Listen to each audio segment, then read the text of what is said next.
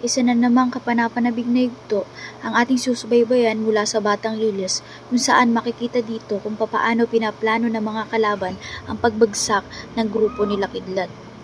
Ngunit hindi papayag si Matos na galawin ng kahit na sino si Kidlat, dahil ani nito siya lamang ang may karapatang gumalaw dito.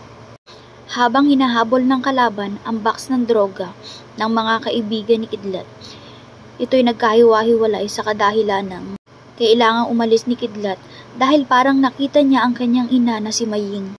Kasabay ni Kidlat sa paghahanap ang tauhan ni Rendon na pinsan din niya.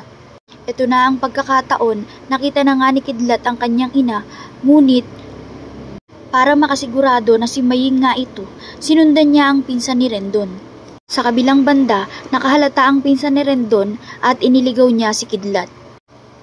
Si Maying naman ay patuloy sa pagtakbo dahil tinatakasan niya ang mga lalaking ibig siyang hulihin. At nagsilbing daan ito upang bumalik unti-unti ang kanyang mga alaala.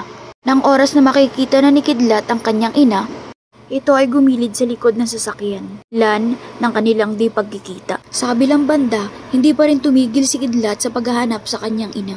Pagkakataon na magkasama sila ay mauudlot na parang bula. Kaya kung di ka pa nakasubscribe sa akin channel, please like and subscribe para hindi ka mahuli sa mga susunod na yugto. Maraming salamat po. Thank you for watching.